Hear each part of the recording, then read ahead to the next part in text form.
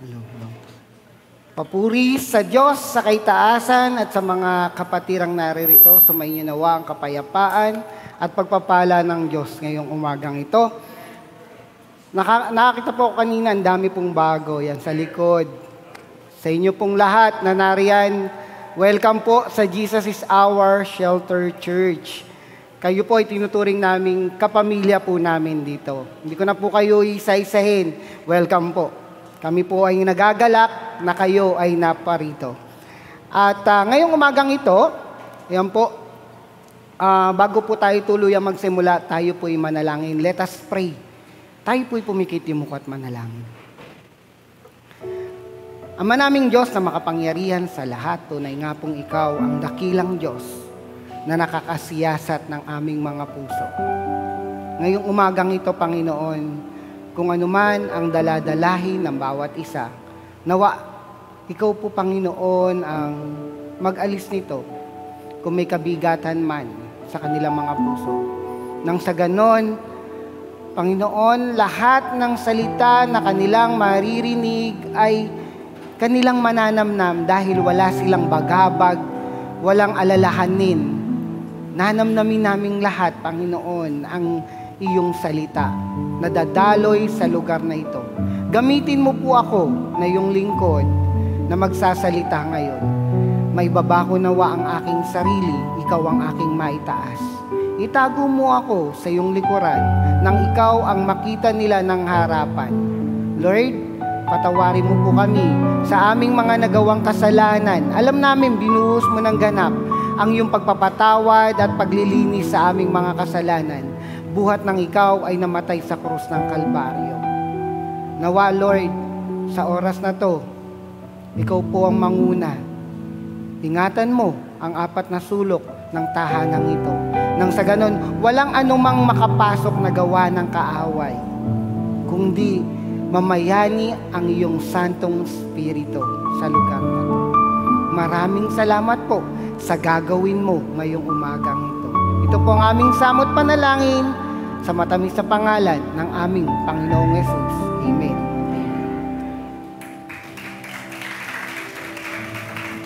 Ayan po, kung meron po kayong Bible, please open your Bible.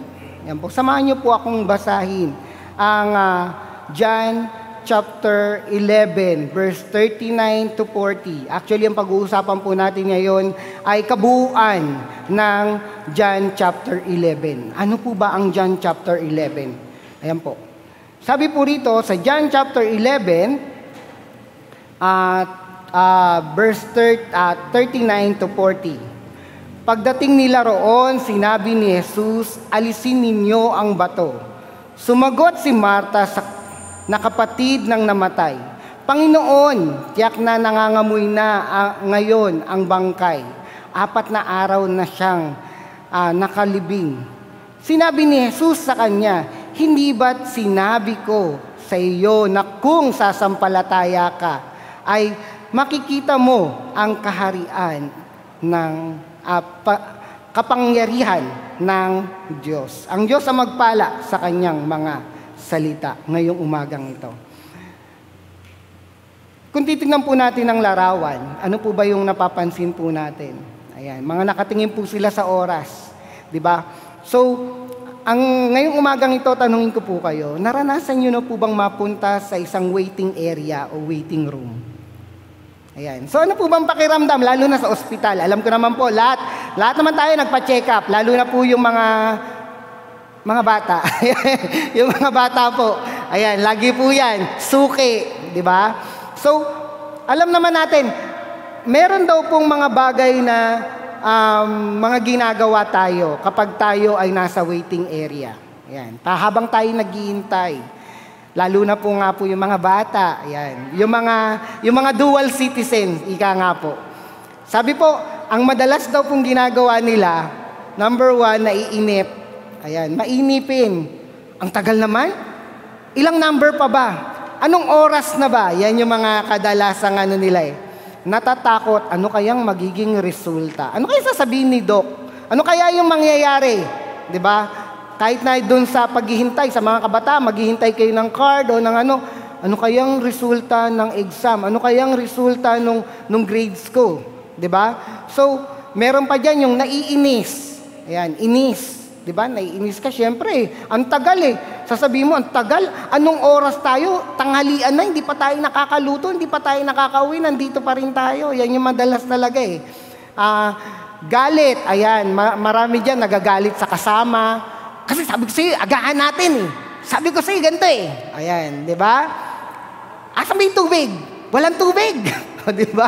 Yan yung mga ano eh. Tapos meron pa po, yung mahabang pila. Ayan, naiinis ka kasi ang haba ng pila, di ba? Sasabihin mo, ang haba-haba ng pila. Daming tao. Tapos pati yung sakit ng ibang tao, dami-dami kasing may sakit eh. Ginagano mo pa, pero ikaw, yung sarili mo, hindi mo inalagaan, kaya nakapila ka rin. Di ba? So, meron pa yung need magpalista ng umaga. Ayan, naalala ko po, yung mga ate ko po kasi sasabihan, Ercel, pwede ba pakisuyo? Pumunta ka na maaga sa Good Shepherd, palista mo si ganito. Ayan, lilista ko po, pupunta po kami alas 4 ng madaling araw. Paagahan po kasi dun eh. So, ayan po. So, nagpapalista po kayo. Tapos meron pa po, ayan nga po, yung maraming tao, lagi yan, always naman po yan. Kahit sa ang waiting area, paghihintay ng bus, yan, di ba? Yung pag naghihintay, pag ako po lumuluwas, maghihintay ako ng bus, talaga nakapila po ako, ang tagal-tagal eh. So, meron naman po yung gutom, uhaw, andyan yan, nararamdaman po natin yan. Yan yung nararamdaman natin kapag tayo ay nasa waiting area. Pero ano ba yung nais sabihin sa atin ng Diyos habang tayo ay naghihintay? Kaya po ang title po ng ating pag-uusapan ngayon, The Waiting Room. Yan yung mga bagay na dapat nating alamin. Ano ba yung dapat nating gawin habang tayo ay nasa waiting room? Kasi maraming nagiging reaksyon ang isang tao kapag nasa waiting room. Kapag hindi tayo pinananahanan ng Diyos habang tayo'y naghihintay, may mga ginagawa tayo. May mga bagay na hindi natin alam na nakakasala na tayo. Pero sabi nga po, ano po ba itong John chapter 11? Ayan. Ang John chapter 11 po, ayan po yung ikinuwento yung pagkamatay ni Lazarus. Yan po yung kabuuan ng chapter 11, kahit nga po chapter 12, continuation yun eh.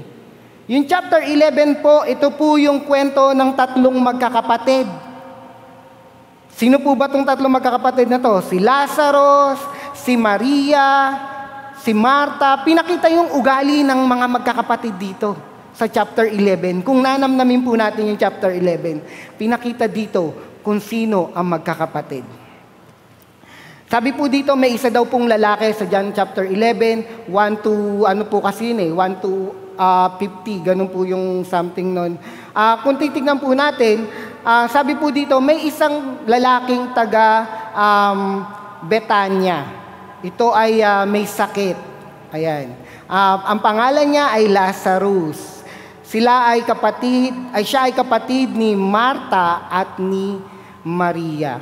Ayan. Si Maria po, ang kwento dito, siya yung babae na nagbuhos ng pabango sa Panginoon at pinunasan niya ng kanyang buhok ang paanan ng ating Panginoon. Yung po si Maria. Kaya po naggalak ang Panginoon sa kanya. Natuwa ang Panginoon eh.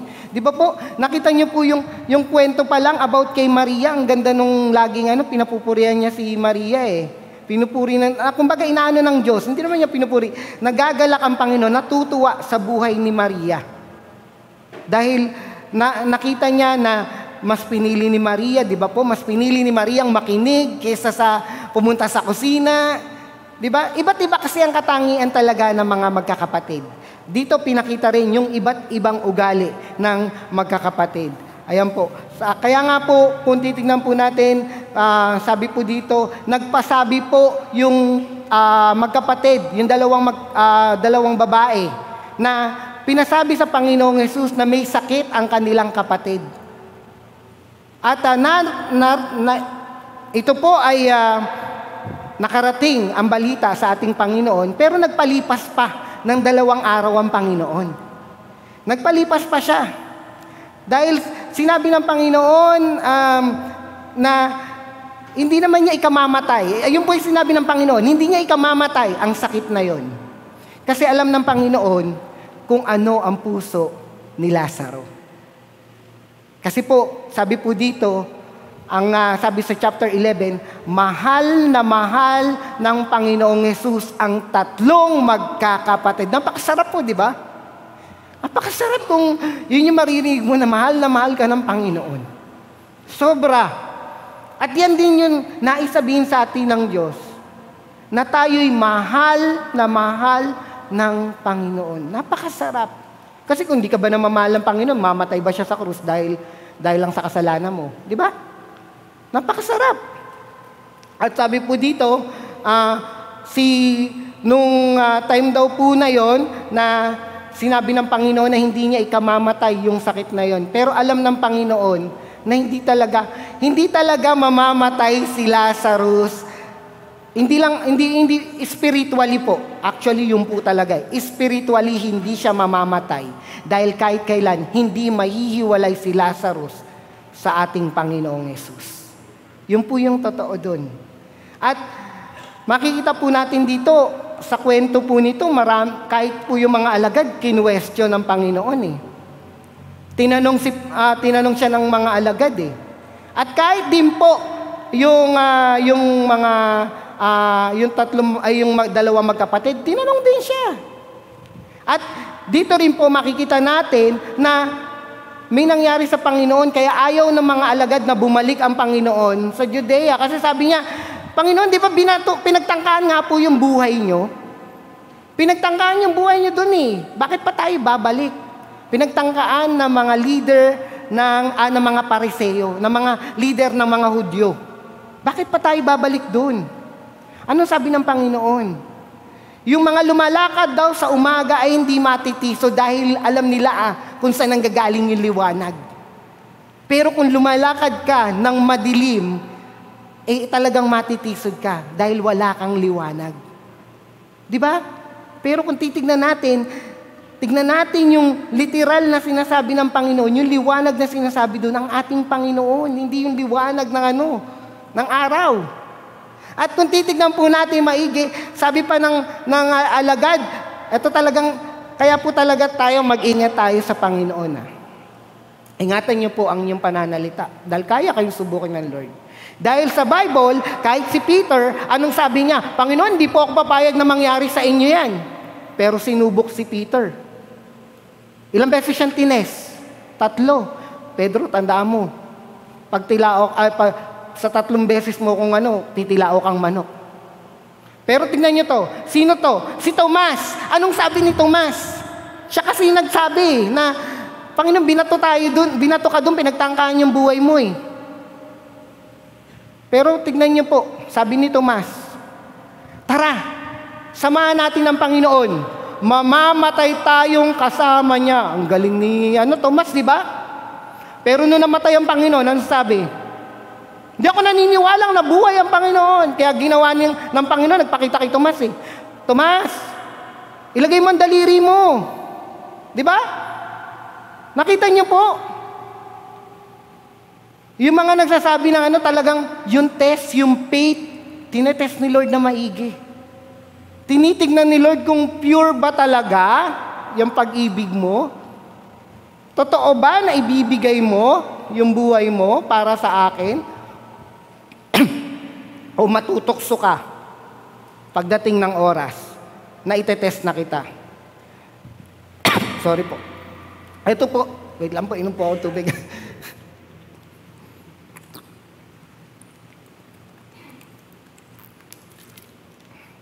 Ayan po, mababasa po natin yan kay Tomas. Diyan sa John chapter 20, verse 27 to 29. Yan po yung tines si Tomas ng ating Panginoong Hesus. At kung titignan po natin maigi, pinakita po dito ng ating Panginoon kung gaano ang pagmamahal niya sa magkakapatid. At ganun din yung sa atin po. Pinakita dito ang buhay ng mga magkakapatid.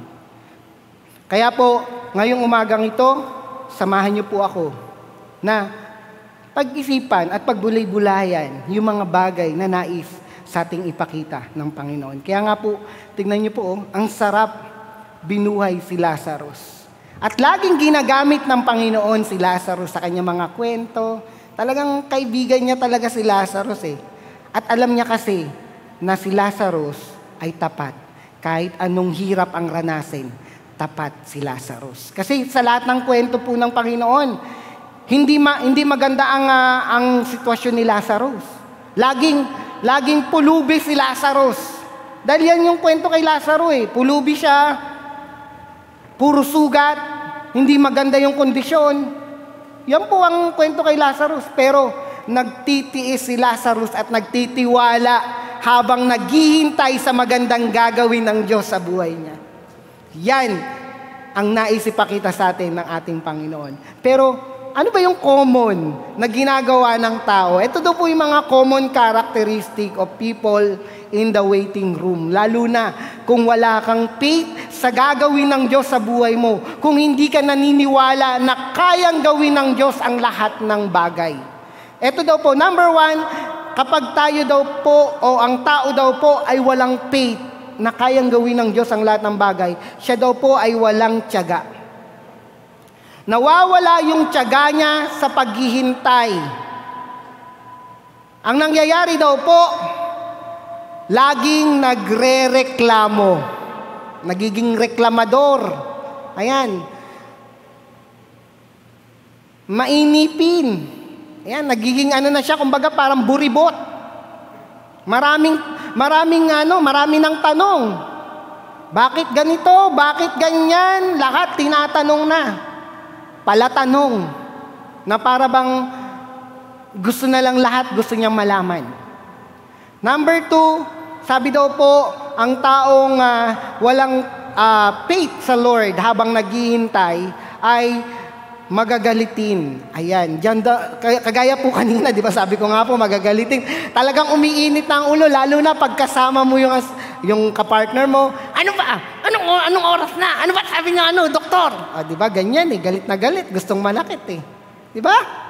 Kahit ang gagawin pa nga, yung sa walang tiyaga, ang gagawin pa nga, minsan parang nag-iisip na ng walk out. Ayan, yan na yung mga iniisip Number 3, may inggitin. Ayan, naiinggit na tayo. Buti pa siya, tapos na. Tayo nandito pa rin. Diba? Naiinggit ka na. Buti pa siya, alam niya na yung resulta. Buti pa siya, ganito. You starting comparing yourself to others. Yan na yung nangyayari. Kino-compare mo na kung ano meron ng kapwa mo. Hindi mo nakikita yung pagpapala sa iyo ng Diyos. Dahil nga wala kang faith kay Lord. Kinukumpare mo na, mahilig ka na magkumpara ng ginagawa ng Diyos sa buhay ng ibang tao. Pero hindi mo kasi nakikita yung ginagawa ng Diyos sa buhay mo. Hindi mo na nararamdaman yung pagpapala ng Diyos. Hindi mo nararamdaman na ang ganda ng plano ng Diyos sa iyo. Kasi kung hindi maganda plano ng Diyos sa iyo, wala ka dito ngayon.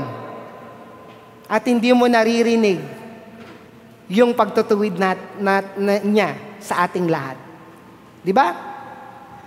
Number 4, mapagmataas. Diyan na nag-i-start. Mapagmataas ka na. Ako dapat ang una. Di ba? Meron dyan, sa totoo lang po, sa waiting area or sa waiting room, kahit sa ospital, nandyan yung may mataas, may mababa. Pag mababa ka, maghihintay ka 48 years. Di ba? Tagal-tagal, wala pa rin Pero kapag mayaman ka, unang-una ka, andyan si Mayor, paunahin na natin. Di ba? Yan yung reality ng buhay. Ganyan talaga, hindi mababago yan. Nandyan yung sinasabing mapagmataas. Na gusto mo, ikaw ang una dahil ikaw ay may katungkulan. Ikaw ang una, kahit sa paglilingkod, gusto mo, ikaw ang bida. O di ikaw na si Jollibee, pumalit ka sa Jollibee. Di ba gusto mong bida ka Gusto mo lagi kang bida-bida Di ba? Pero sa paglilingkod sa Lord, kung may tiwala ka at may faith ka kay Lord, hihintayin mo, kagaya ni Lazarus. Sabi ko nga po sa inyo, si Lazarus nagtiyaga, nagtiis. Kahit anong hirap.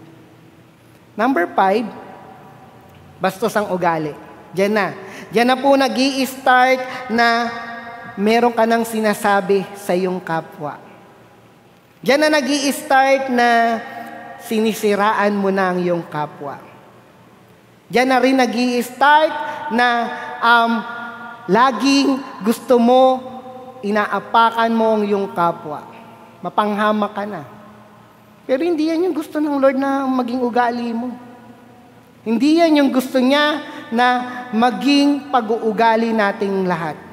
Number 6, makasarili. Diyan na nag-i-start na gusto mo, ikaw ang una. Gusto mo, ikaw ang bida. Gusto mo, ikaw ang nasa iyo na ang lahat. O di ikaw na si Daniel Padilla, nasa iyo na ang lahat. Di ba? Hindi. Tandaan niyo po, kaya nga po ang sabi ng Panginoon, yung ialay mo ang iyong buhay sa iyong kapwa, sa iyong kaibigan, sobra-sobra yun Di ba? Kaya nga ang Panginoon, tinuro niya kahit yung kaaway mo, ibigin mo. Biruin mo, kaaway mo, ibigin mo. Oh. Sino dito walang kaaway? Di ba lahat may kaaway? Puntahan nyo, kita nyo. Kung iibigay, yayakapin nyo, nako. Oh, di ba? Hindi. Ikaw, gagawin mo, nanggagalita ka. Parang alam mo yung may gusto ko, naku, talaga to, naku, di ba? Pero hindi. Pero sabi dito, ibigin mo yung kaaway, hindi ka magiging makasarili, hindi ka selfish. I-share mo kung ano yung pag-ibig na binigay sa atin ng Diyos. Number 7 po, ayan nga po, reklamador. Ayan na, reklamador na. Madaldal na, maingay, gusto mo na. Alam niyo po yung kapag lagi tayo maingay, lalo na pag may kasama, sinamahan ka lang, ingat po tayo. Sa totoo lang po, gusto na nakasama niyong lagyan ng packing tape yung bibig niya. Tumahimik ka na, hintayin mo si Doc. Lalo na yung mga matatanda po. Sinabi na Tapos tayo na ng tayo, di ba? Tayo na ng tayo, diyan na yung tayo ng tayo. Ano ka ba? Umupo ka nga, ang kulit mo. O, di ba? Gusto mo na itali Di ba? Ayan po, ayan. Nakaka-relate po yung mga asa-asawa ng mga natin. Ayan. Next po, mapagtanim ng sama ng loob. Diyan po. Ayan po yung may masabi lang. Di ba? Kawawa ako. Yan yung naisip mo, hindi ka kawawa. Kaya yun, pinararanas sa'yo ng Lord dahil may gusto siyang ituro sa'yo. Tandaan po natin yan. Sasabihin mo kay Lord, Lord, give me faith, more faith, more faith, more patient. Syempre, paano kang bibigyan ng Lord ng patient kung hindi ka niya dadalhin sa sa isang bagay na matetest yung patient mo? Diba? Pag sinabi mong, Lord, give me more patient, dadaling ka niya sa kung saan may makakulit na tao, kung saan uubusin yung pasensya mo. Kung saan talagang magagalaitit, magagalit ka. Pero isipin mo, iningi mo kay Lord, patient. Lord, patient. Thank you, Lord. Diba? Laging mag-thank you ka kay Lord. Diba? Pero hindi. Kristiyano ka na. Ayaw mo pang pumunta dun sa mga sasabihin mo, talagang yan, wala yan. Mayabang yan. Pero ang totoo, sino ba mayabang? Bumaliktad. Pagkasabi mo mayabang, bumalik sa'yo. Kaya dapat, lagi natin tandaan, etong mga bagay na to.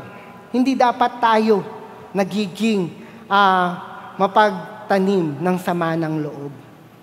Actually, sabi sa Bible, di ba?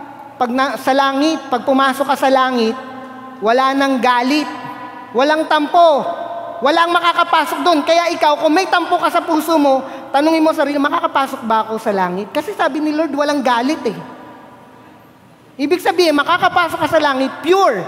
Like Lazarus, pure. Walang galit. Biruin mo, si Lazarus, nandun sa harapan ng pintuan ng mayaman, mumulang daw, ibig sabihin, mga panis pa yata yung kinakain ni Lazarus, pero hindi siya nagtanim ng sama ng loob. Kaya anong ginawa ng Panginoon? Dinala siya ng anghel kay Abraham. Di ba? Next, number 9. Ito po. Number 9. Ito, number 9. Malamang to. Sa waiting area, laging meron ito, Marites. Ayan, yung Marites, di ba? Laging Tandaan po natin, yung lagi nagkukwentuhan. Pinagkukwentuhan yung buhay na may buhay. Abalang-abala sa pagkukwento ng buhay na may buhay. O, kwento nyo yan eh. Sira ako dyan. Di ba? Ganun lang. Siyempre, kwento mo yan, bida ka dyan. Ganyan yung mga bagay na nangyayari kapag nasa waiting area eh. Yung kwentuhan, huy, alam mo ba si ganito? Naku, ay pag-pray natin yan. Aba, holy pa. Di ba? Pero ang totoo, tingnan natin. Sabi nga po, kung wala doon yung taong yun, huwag yung pagkwentuhan, hindi niya kayang pagtanggol ang kanyang sarili. Di ba po? At next, number 10. Walang self-control. Ayan na po, wala nang self-control. Ayan na, lalabas na lahat to. Tapos, ang mangyayari pa, dahil wala nang self-control, magwo-walk out na. Bahala ka dyan! Ayan, aalis na yan.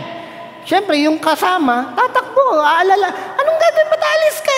Hintayin na natin, malapit na tayo. Alam niyo po yung merong malapit na yung pang 931 ka. Tapos, 930 na yung tinawag. Umalis ka pa? Di ba? May ganun eh. Hindi po totoo yun. Meron pong nangyayari, or alam ko po may nangyayaring ganun. Ang lapit-lapit na ng oras ng number mo, umalis ka pa. Di ba? Nainip ka pa. Samantalang hindi mo naisip, yung antagal mo naghintay, di ba hindi pa pinagtiyagaan? Kaya nangyari, ano nangyari? Nawala ka ng self-control. Napagod ka kaagad. Ganon din po bilang Kristiyano. Maraming mga Kristiyano napapagod sa paglilingkod sa Diyos. Umaalis na. Nagsasawa na. Hindi na nagpapatuloy. Tandaan po natin, hindi masarap maglingkod sa Diyos. Puro sakripisyo. Masakit maglingkod sa Diyos. Hindi masarap. Yan po ang sinabi ng Bible, hindi masarap maglingkod sa Diyos. Puro hirap ang dadanasin mo. Persecution.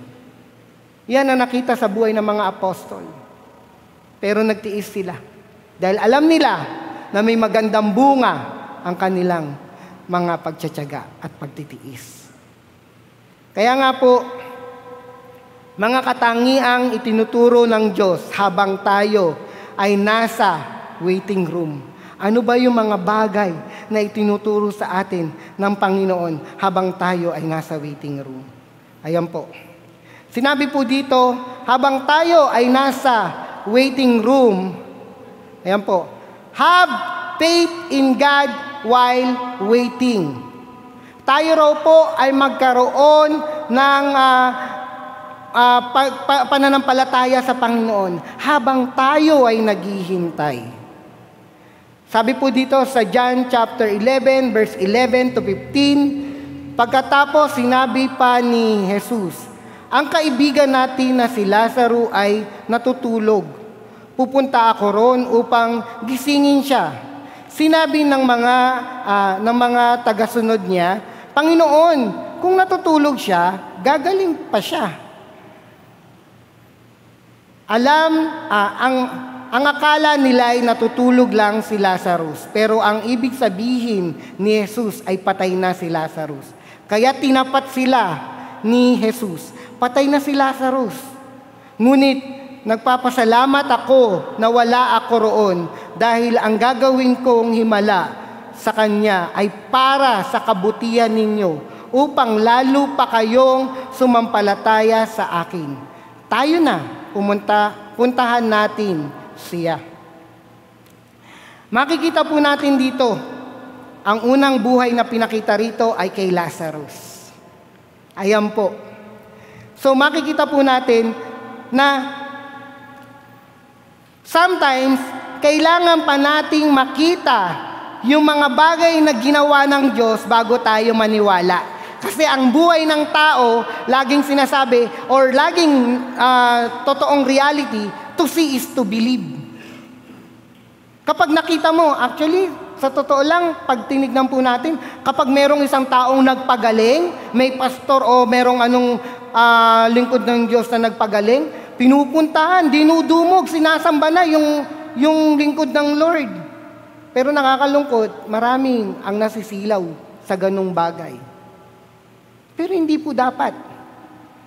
At makikita po natin dito yung chapter,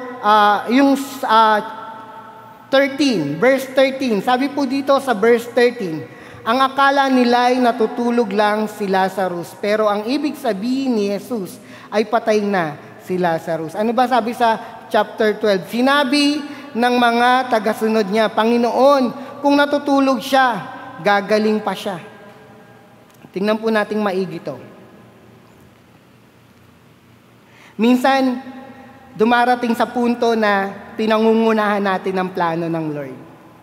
Tignan niyo po maigi Sabi po dito, pagkatapos sinabi pa ni Jesus, ang kaibigan nating na si Lazaro ay natutulog.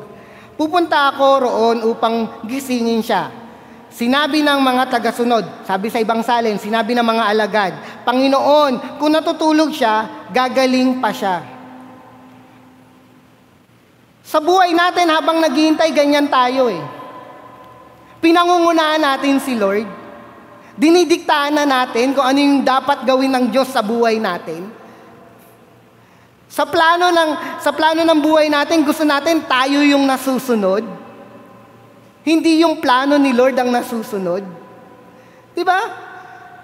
Masyadong naiinip tayo dun sa mga bagay na gagawin ni Lord sa buhay natin. Sa buhay ng Kristiyano, sa mga lingkod ng Diyos, gusto mo kagad tumayo ka sa pulpito. Gusto mo kagad gawin to. Eto kagad gusto kong gawin, Lord Eto kagad Pero ang totoo, ayaw mong gawin yung unang pinagagawa ni Lord sa iyo Tapusin mo to. Dadalhin ka ni Lord dito. May oras. Tamang timing ang binibigay ni Lord. Hindi siya nagkakamali. Pero ang gusto mo kasi, eto ako Lord eto gusto ko, eto. Hindi nga Gawin mo muna to. Kaya nga nangyayari, sisiraan mo ng ibang tao para madala ka rito. Hindi ganun. Dahil ang gusto ni Lord, eto muna gawin mo anak, sundin mo to. Ano nangyayari? Tignan po natin. Kahit sa mga alagad, Panginoon, kung natutulog siya, magigising siya. Pansinin niyo po, pinangunahan sa plano ni Lord. Kung natutulog siya, magigising siya. Pinangunahan mo si Lord. Pero hindi mo inintindi kung ano yung nais gawin ni Lord. Kaya nga po, tignan niyo po akala nila'y natutulog lang si Lazarus, pero ang ibig sabihin ni Jesus, patay na si Lazarus. Dahil alam naman ng mga alagad kung ano yung kondisyon ni Lazarus. Alam ng mga alagad yan. Alam nila na hirap na si Lazarus. Alam nila yan. Dahil kung titingnan natin, ano ba yung istorya ni Lazarus? Di ba? Dinidilaan yung sugat niya. Nasa harapan ng pintuan ng mayaman, naghihintay na lang na mabagsakan ng mumu ng pagkain nila. Alam niyo po, naranasan ko po yung kabataan ko, nagugutom ako. Kaya po sabi ko, nung inisip ko to, si Lazarus gutom na yan. Punong-puno ng sugat, dinidilaan ng walang gumagamot. Naranasan ko rin po na may sakit ako. Alam niyo po yung ikaw lang mag-isa. Sabi ko, Lord, sino po bang pwedeng tumulong? Kaya nga po nagpasalamat ako, dumating yung mga tita ko, yung tita ko dito sa Bulacan at tinulungan kami. Alam niyo po yun? Kaya sabi ko, yung ginawa ni Lazarus, naging tapat siya sa Diyos. Kahit na sa kabila ng hirap, nagtiwala si Lazarus na may gagawin ng Lord na hindi habang buhay maghihirap siya. Ayan yung sinabi ni Lazarus, hindi ako habang buhay maghirap. Siguro yan yung mga bagay na inisip niya na alam ko na may katapusan o may hangganan yung hirap ko sa mundong ito. Dahil ang mundong ito, hindi permanente, tandaan po natin. Alien lang tayo dito. Kaya nga po pag nagpatayo ka ng magandang bahay, di ba? Sino dito yung nagpatayo ng magandang bahay, tinira niya ng 100 taon? Wala. Iiwanan mo yan. Kaya wala kang dapat pagpahalagahan sa mundong ito. Kaya habang tayo'y nasa waiting area, nasa waiting room, have faith in God while waiting. Magtiwala tayo sa lahat ng gagawin ng Diyos. Pagkatiwalaan mo siya, hintayin mo. Maganda ang plano niya. Maganda ang promotion niya sa atin. Gagawin ni Lord yan. Magtiwala ka lang. Kaya nga po, di ba, meron tayo nakikita na, bakit siya? Pareho lang kami ng problema, pero bakit siya ang saya-saya ng buhay niya? Di ba, meron tayo nakikita, ang laki-laki ng utang, yung malaki ang utang, milyones, buhay na buhay, ang saya-saya, meron 10,000 lang ang utang, nagpakamatay. Bakit? Kasi hindi nagtiwala sa Diyos.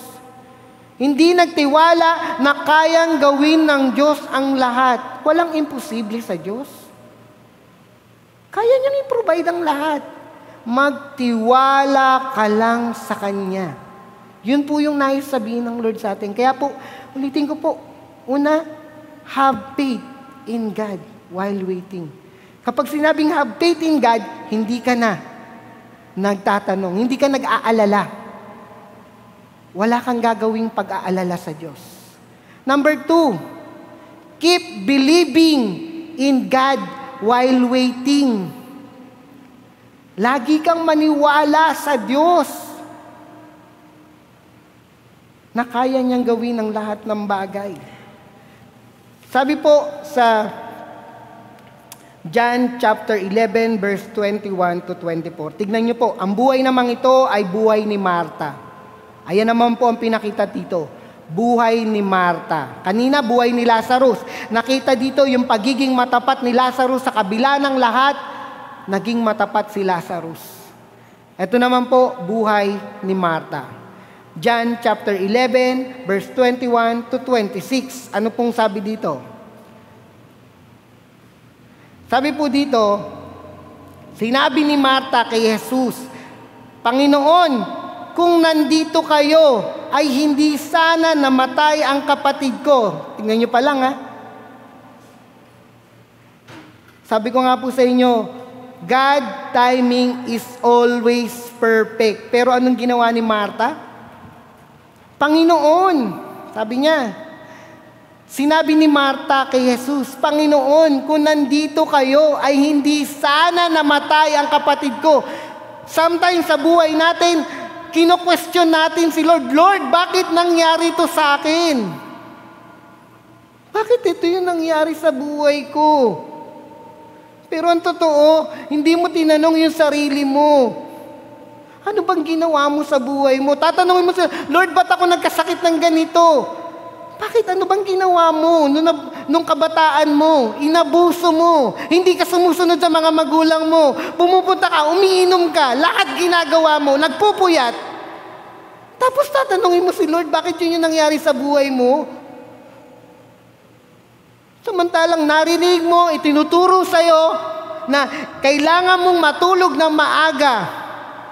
Di ba tinuturo nga ng mga magulang matulog ka maaga para tumangkad ka. Di ba?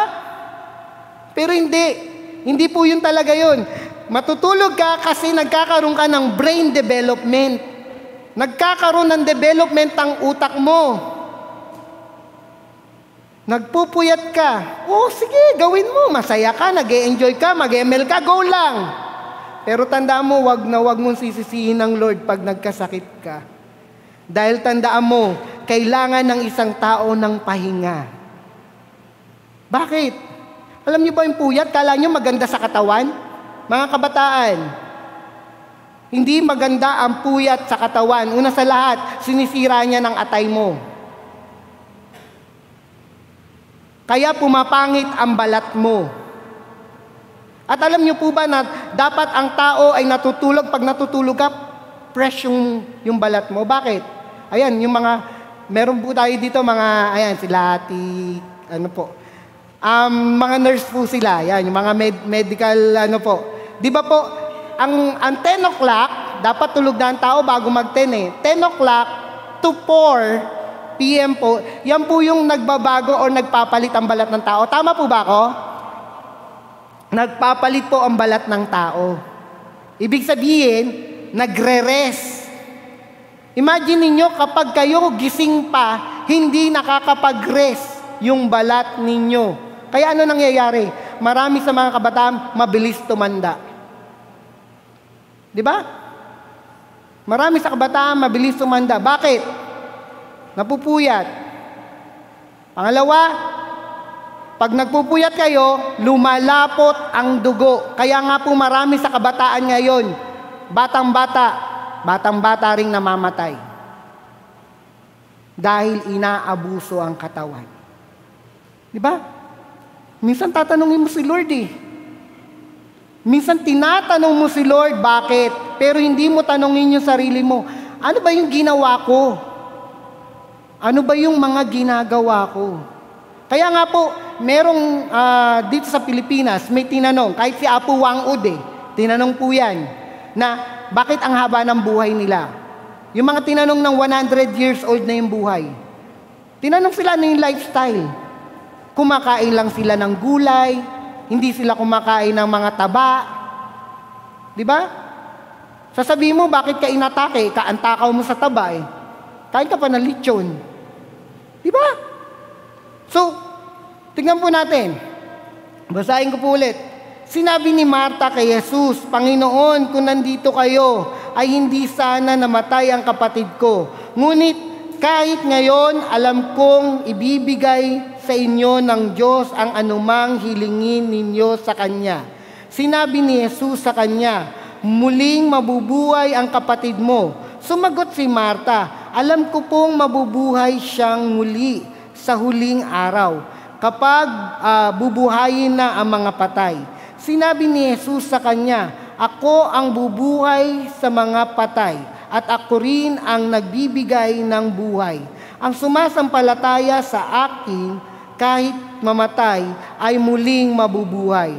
Ang sinumang nabubuhay na sumasampalataya sa akin, ay hindi mamamatay kailanman. Naniniwala ka ba? Tignan niyo po yung tanong ng Panginoon, Kasi alam niya na si Marta, laging nag-aalinlangan.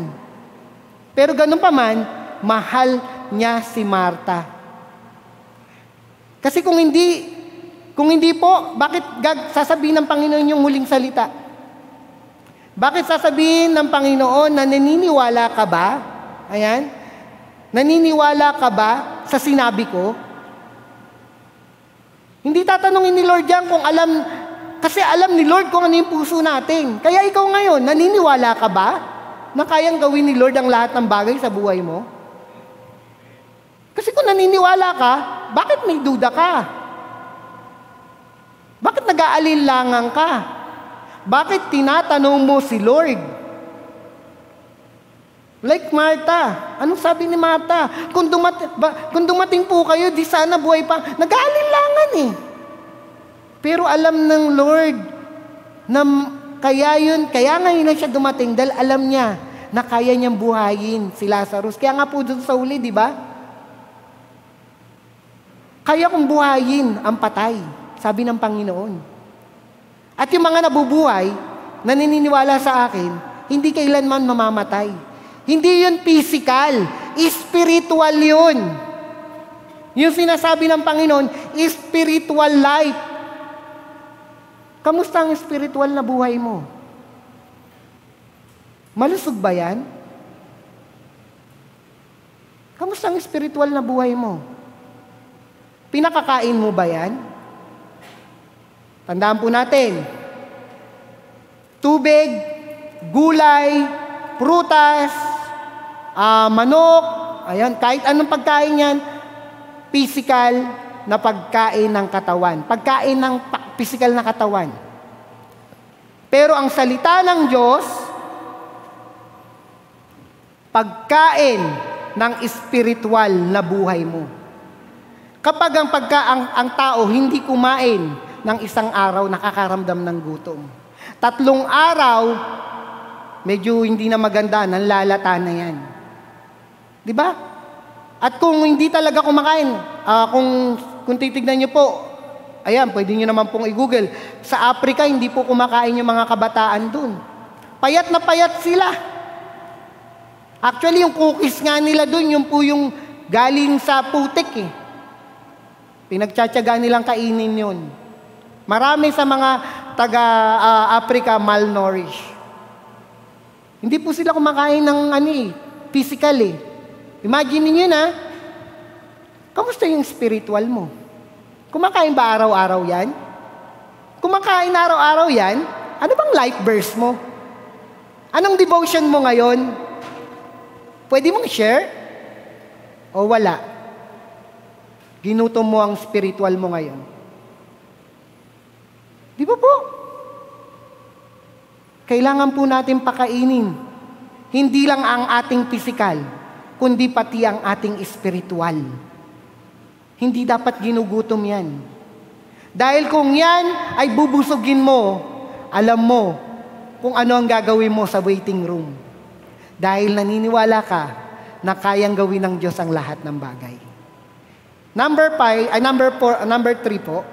Number 3, surrendered everything to God while waiting. I-surrender natin sa Diyos ang lahat ng bagay. Ito po, buhay naman ni Maria. Kanina, ni Lazarus, ni Marta, ngayon si Maria. Kaya si Lord, parang maganda yung kwento niya kay Maria eh. Bakit? Tignan niyo po Bagamat nagtanong si Maria, pero tignan niyo kung ano yung ginawa ni Maria. Sabi po dito, pagdating ni Maria sa kinaroroonan ni Jesus, lumuhod. Tingnan niyo po anong ginawa ni Maria? Ulitin ko po. Pagdating ni Maria sa kinaroroonan ni Jesus, lumuhod siya sa harapan nito at sinabi, Panginoon, kung narito lang kayo, ay hindi sana namatay ang kapatid ko. Nagtanong siya, pero alam niya, nagpakumbaba siya. Lumuhod siya sa Panginoon, pero si Marta, sinabi niya lang harapan. Pero alam ni Maria, isinurrender niya ang lahat, kaya siya lumuhod. Kasi yung pagluhod, pagsambayan. Tignan niyo po, anong ginawa ni Maria. Lumuhod siya sa harapan nito at sinabi, Panginoon, kung narito lang kayo, ay hindi sana namatay ang kapatid ko. Anong naging reaksyon ng Panginoon? Nabagbag ang puso ni Jesus at naawa siya nang makita niyang umiiyak si Marta, pati ang mga kasama nitong mga Hudyo. Nakita niyo po, umiiyak si Marta kasi kung minsan, ni Maria, kasi kung minsan, kailangan nating iiyak sa Diyos ang lahat. Dahil kailangan mo i-surrender yan. Kung ano man yung bigat na nararamdaman mo, isuko mo sa Diyos yan. Iiyak mo sa Diyos yan. Hindi mo kailangan iiyak sa tao. Pero karamihan kasi iniiyak mo sa tao. Sinasabi mo sa tao, anong gagawin? Bili tayo, isang bote. Kaya natin pag-usapan yan. Hindi. Dahil yung boteng yan, mawala ang spirito niyan, kinaumagahan, nandyan na naman ang problema mo. Kaya anong kailangan mong gawin? Pumasok ka sa silid mo, sarado mo yung pinto, kausapin mo si Lord, Lord, ang hirap na ng buhay ko. Lord, ang sakit-sakit na, hindi ko na kaya. Lord, suko na ako. Kailangan mo isuko sa Lord. Tanda mo, hindi lahat ng mga sumusuko nakukulong. Yung iba lumalaya. Kaya kailangan palayain mo yung sarili mo. Huwag mo ikulong. Kinukulong mo kasi. Kaya hirap na hirap ka sa buhay mo eh. Tapos tatanungin mo si Lord, bakit ka naghihirap? Kasi nga kinukulong mo. I-surrender mo kay Lord. Isuko mo kay Lord. Iiyak mo kay Lord. Kagaya ni Maria, iniyak niya sa Lord. Iniiyak niya lahat ng laman ng puso niya. Iniiyak niya lahat ng bigat na nararamdaman niya. Iniiyak niya lahat. Wala siyang tinira. Yun yung bagay na dapat nating gawin. Alam ni Lord, marami tayong problema. Pero hindi niya mabibigay yun hanggat di natin hinihingi sa Kanya. Hindi niya ibibigay yun hanggat hindi mo sinasabi sa Kanya. Anong nangyayari kasi? General ka mag-pray eh. Be specific, sabihin mo, Lord, ito yung nararamdaman ko ngayon. Lord, ito yung nangyayari sa akin ngayon. Lord, ito yung ano eh. Sabihin mo lahat. Pero ang nangyayari, nagtitira ka eh. Kaya ano nangyayari? Hindi ka makamove forward. Then meron pa rin laman. Suko mo. Matuto kang sumuko sa Lord. Matuto kang umiyak. Dahil makikinig siya. Iiyak mo sa Kanya. Makikinig si Lord sa'yo. Dahil hindi ka niya pababayaan. Yan ang pangako niya. Iingatan ka niya. At lagi ka niyang kasama.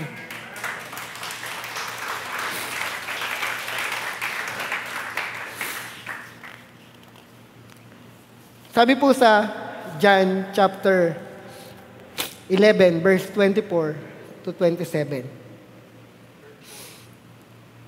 34 to 37. Sabi po, pagdating nila roon, sinabi ni Jesus, alisin ninyo ang bato. Sumagot si Marta. Tignan niyo po, ito na naman si Marta, makulit talaga to eh.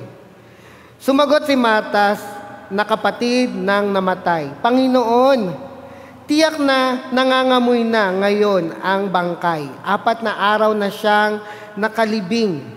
Sinabi ni Jesus sa kanya, hindi ba't sinabi ko sa iyo na kung sasampalataya ka, ay makikita mo ang kapangyarihan ng Diyos. Malinaw po na ipinakikita dito na kung tayo ay sasampalataya habang naghihintay, tayo ay nasa waiting room, kung tayo ay sasampalataya sa Diyos, makikita natin ang kapangyarihan ng Diyos. Hindi mo makikita yung mga problema, makikita mo yung solusyon ibinibigay sa'yo ng Diyos. Yan ang makikita natin. Makikita natin yung mga bagay na ginagawa niya, yung mga magaganda, yung mga pagtutuwid niya. Actually, kapag tinutuwid tayo ng Diyos, yun yung makikita natin na, Lord, thank you. Kasi naunawaan ko na bakit dumating tong problemang to. Dahil gusto mo na maging matatag ako. Gusto mo kasi na maging matibay ako, kasama ka. At gusto mo na makilala kita at hindi kita iiwan. Dahil ang pangako mo sa akin, hindi mo ko iiwan, ni pababayaan man. Kaya nga po, habang tayo ay nasa waiting room, tandaan po natin, stop arguing with God. Stop complaining to God. Manahimik ka. Hintayin mo yung mga bagay na gustong gawin sa'yo ng Diyos. Bagkos, dapat habang tayo ay nasa waiting room, dapat lagi nating pinapupurihan at sinasamba ang Diyos na makapangyarihan. Kaya nga po, dapat nating tandaan ang 3 bagay na ito. Habang tayo ay nasa waiting room, dapat po alam natin na number 1, have faith in God while waiting. Pangalawa, keep believing in God while waiting. And pangatlo, surrender everything to God while waiting. Yan yung 3 bagay na dapat nating malaman. Na yan yung nais ng Lord na gawin natin. Dahil alam natin, kung lagi tayong magrereklamo sa Diyos, walang mangyayari. Titignan lang tayo lagi ng Diyos. Pero, tandaan po natin, ang lahat ng bagay na ginagawa ng Diyos ay hindi lang para sa ating kapwa, kundi para sa ikabubuti rin natin. Meron pong isang actress na alam naman po natin, isa siyang sikat na actress. Siya po ay lumalabas sa TV, syempre, actress nga po. Siya po ay si Miss Ami Austria. And pinakita niya kung ano yung faith in God. Ano yung lalabas at magre-reflect sa buhay natin kung tayo ay naniniwala at laging pinapupurihan ng Diyos habang tayo ay naghihintay. Can we?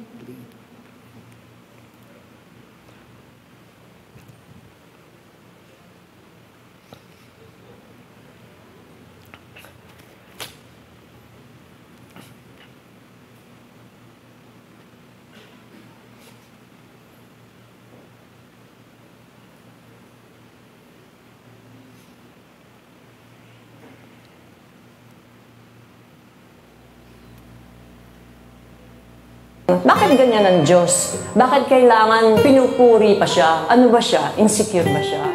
Ano siya? Ego-tripping ba siya? Sabi ko, hindi. Kasi pag pinupuri natin ang Diyos, ang totoong nakikinabang doon tayo. Diba? Halimbawa, sabihin mo, Ama namin sa langit, ikaw ang pinaka-makapangyarihan sa lahat. Ibig sabihin, pag alam mo makapangyarihan siya, wala siyang hindi kayang gawin para sa'yo. Ikaw ang Diyos na mabuti, ang mabait. Ibig sabihin, mabuti siya, wala siyang i-intensyonin na masama sa'yo. Ikaw ang Diyos na mapagpatawad. Ibig sabihin, kahit na nagkasala ka sa Kanya, alam mong papatawarin ka niya. Ikaw ang Diyos na nakaakita ng lahat. Alam niya kung ano ang sitwasyon mo. Ikaw ang Diyos na walang imposible. Alam mo rin na kung ano man yung problema na ilalapit mo sa Kanya. Kaya niyang solve yun. Kaya yung pagpupuri sa Panginoon, pampalakas ng pananampalataya natin. Kaya yung pagpupuri sa Panginoon, habang pinupuri natin siya, lumalakas yung faith natin. Diba? Nagkakaroon tayo ng peace habang tayo ay nananalangin sa Kanya. Ayan po. Napakaganda po nung sinabing ano. Habang nagpupuri tayo sa Diyos, pinalalakas niya tayo. Kaya po, habang naghihintay tayo or habang nasa waiting area, nasa waiting room tayo, papurihan natin ng Diyos dahil palalakasin tayo ng Diyos. Napakaganda ng mensahe ngayon, pero napakaganda kung mas ipamumuhay natin ito. Sige po, tayo pong lahat ay pumikit yung mukha at manalangin. Let us pray ngayong umagang ito. Dakilang Diyos na makapangyarihan sa lahat, salamat po sa laging pagtutuwid niyo sa amin. Salamat, Lord, sa mga ginagawa mong bagay na hindi namin naiintindihan. Pero patuloy mo kaming iniingatan. Salamat sa mga solusyon dumarating sa mga problema namin. Patawad, Lord, kung may mga kabigatang hindi kami na ibibigay sa iyo at hindi namin na pagkakatiwala. Hindi ko alam ang sitwasyon ng mga kapatiran na naririto, kung gaano kabigat yung kanilang mga nararanasan. Lord, sa oras na to, ikaw ang patuloy na umipo sa kanila. Na nawa ikaw ay kanilang pagkatiwalaan sa lahat ng bagay na nangyayari sa buhay nila. Walang ibang tao na pagkakatiwalaan kundi ikaw lamang. Patawad, Lord, kung hindi ka namin napapapurihan sa mga magagandang bagay na nangyayari sa buhay namin. Patawad po. Patawad, Lord, kung meron kaming problema na hindi namin nakukonsulta sa iyo. Puro sarili namin kakayanan ang nangyayari. Kung puro plano namin ang nangyayari, Lord, sorry kung nadidiktahan ka namin. Pero sa oras na to, Lord, yung mga bigat na nararamdaman namin, sinusuko po namin sa iyo. Sa mga oras na to, Lord, yung nararamdaman namin, wala kaming ititira. Ipagkakatiwala namin to sa'yo. Lord,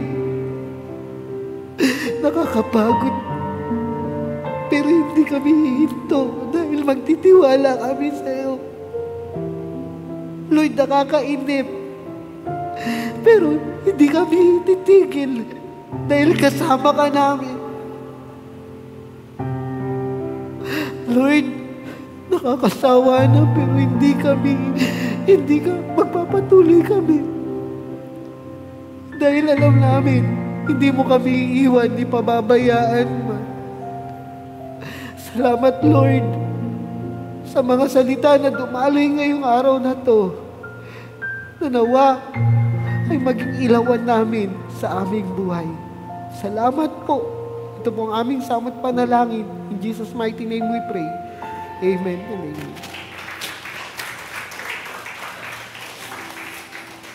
Magandang umaga po sa inyong lahat. Hallelujah. Ang bawat isa po ba ay na-bless sa mensahe sa araw na ito? Narito na po tayo para sa pagkakaloob. I-share ko lang po mga tungkol po sa pagkakaloob tungkol sa Biblia. Una po yung, ano po ba yung gusto ni sa Biblia pag tayo ay nagbibigay o nagkakaloob? Una po yung tungkol sa cheerful giver. Ang sigad po kasi laging nakatingin siya sa puso natin. Pag tayo ay nagkakaloob, nagbibigay o nag-share, lagi siyang nakatingin sa puso natin kung masaya ba o hindi napipilitan lamang. Pangalawa, yung kwento po nung babaeng balo, hindi po ba yung iba mayayaman, malalaki yung mga perang binibigay nila.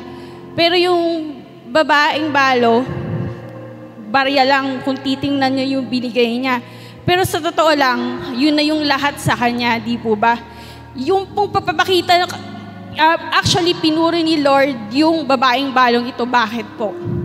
Biro nyo po, kunwari kayo, yun na lang yung pera nyo. Bukas, hindi nyo alam kung ano yung kakainin nyo. Pero yung babaeng ito, nandun yung faith niya. Nandun yung trust niya o yung nagbibilib siya kay God. Number 3, sinurrender niya kung ano yung mga susunod na araw. Ibig sabihin, kung ano man yung pangangailangan niya sa mga susunod na araw, nandun yung faith niya, yung trust niya, at saka yung pag-surrender niya kay Lord. Kaya siya yung kakaiba dun sa iba, kahit na kabarya lang yung binigay niya. And then, meron din pong yung isa tungkol sa pagbibigay sa Mateo 6. Actually po, Mateo 6, diniscuss po doon yung pagbibigay, yung pananalangin, sa pag-aayuno. Pero yung sa pagbibigay, sa lahat ng yon, sabi ni Lord, sabi nung sa Bible, hindi dapat pakitang tao lang. Ang gusto ni God, yung sincere, hindi yung magbibigay ka, tutulong ka, pero gusto mo pupurihin ka. Ayan, yung kasi ganito po. Halimbawa, gusto mong magbigay kasi gusto mong narinig, faithful giver yan. Ay, faithful tither yan. Parang kinikiliti yung tenga natin pag napupuri tayo. Pero hindi dapat ganun. Dapat yung pagbibigay natin, nasa puso talaga natin. Hindi natin hinihintay yung pag-honor ng ibang tao sa atin. Lagi natin hinihintay yung pag-honor ni God sa atin. Dahil sabi nga, siya yung magpapala, siya yung magre-reward. So, hindi mahalaga yung honor ng tao, yung honor ni God. Pag-honor ni God sa puso mo, na nakikita niya yung puso mong handang magbigay at magkaloob sa Kanya. Yun lang po. So, nawa po sa pagbibigay natin, lagi natin itama yung puso natin. Check lagi natin yung puso natin. Sorry po kasi ako naiiyak. Lagi po natin i-check yung puso natin pag tayo ay nagkakaloob. Dahil yan po yung binibigay, tinitingnan ni Lord. Yan ang tinitingnan kung ano yung laman ng puso natin, kung ano yung motibo ng puso natin. So, tayo po ay manalangin. Hallelujah, Father God. Maraming salamat po sa linggong ito. Salamat po sa biyaya nyo na ito po ay ibibigay namin pagkakaloob namin sa inyo ng buong puso. Nawa, Lord, lagi nyo po kaming itama kung ano yung nilalaman na aming puso pag kami po ay tumutulong o nagbibigay o ano man po ang ginagawa namin. Pag-share ng talento, ng time, ng pera, lagi nyo po i-check at itama ang aming puso dahil yun po ang mahalaga para sa inyo. Lord, you are a great provider. We believe in you na anumang problema dumating sa aming buhay, ay nandyan kayo para tumulong sa aming pangailangan. Lord, bless niyo po ang mga trabaho ng bawat isa, Lord God, ang mga negosyo at ang wala pong trabaho, Lord. Alam namin na kayo po ang tagapagbigay kung ng tamang trabaho sa bawat isa, Lord God. Upang ang bawat isa ay magkaroon ng pagkakataon na magbigay sa inyo, Lord God. Maraming salamat po. In Jesus' name, Amen.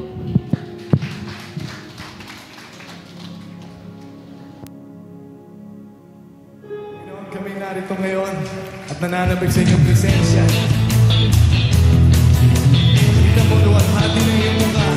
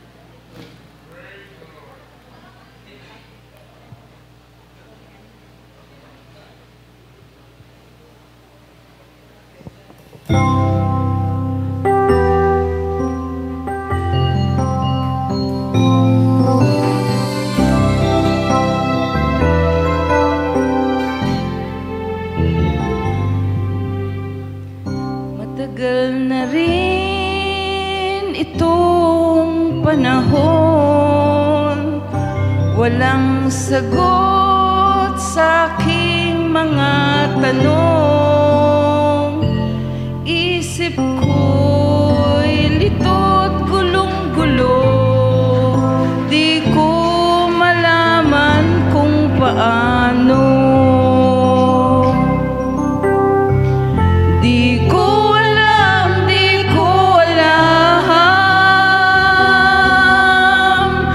sa'kin mayroong isang nagmamahal. Tunay ngang di ko alam, si Jesus pala'y pag-asa ng buhay.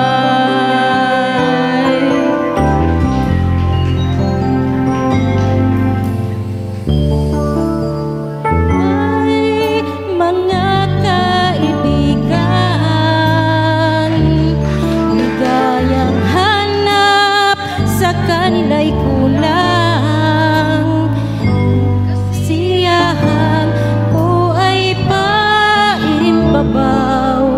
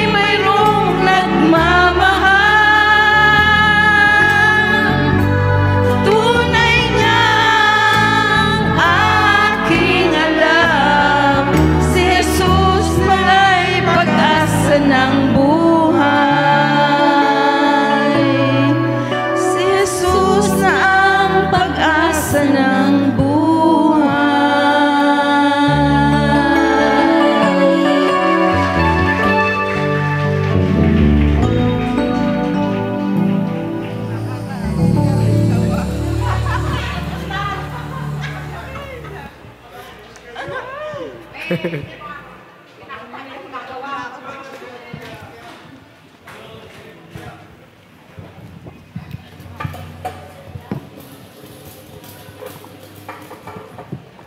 salamat po sa pagbabahagi ng inyong talento na ipinagkaloob ng Diyos. Sige po, tayo pong lahat ay dadako na sa ating pangwakas na panalangin. Tayo pong lahat ay magsitayo. Tayo pong lahat ay pumikit, yumuko at manalangin. Dakilang Diyos na makapangyarihan sa lahat. Maraming salamat sa mga ginawa mo ngayong araw na to. Salamat po sa mga pagtutuwid at pag-iingat mo sa aming lahat. Salamat din po sa mga kapatiran na naririto ngayon na patuloy na nagpapatuloy sa mga gawain para sa iyo. Lord, ikaw po ang nakakaalam at nakakabatid ng pangangailangan ng bawat isa. Alam mo rin po, Panginoon, ang kalagayan nilang lahat. Ikaw po ang patuloy na humipo at magbigay ng liwanag sa lahat ng mga naririto. Itaas po natin ang ating mga kamay. Sa Kanya na makapag-iingat sa inyo upang hindi kayo magkasala at makapaghaharap sa inyo ng walang kapintasan, na may malaking kagalakan sa Kanyang kalwalhatian, sa isang Diyos na ating tagapagligtas, sa pamamagitan ni Jesucristo na ating Panginoon. Sa Kanyang kapurihan, karangalan, kalwalhatian at kapangyarihan, mula nung una, ngayon at magpakailan-kailan pa man, ang lahat ay magsabi ng Amen. Magandang umaga po and blessed Sunday sa inyong lahat. Hello, ayan. Are we all blessed? Amen. Hallelujah. Minsan pa po, purihin natin ang ating Panginoon bago tayo maghiwa-hiwalay. Hallelujah. Let's clap our hands.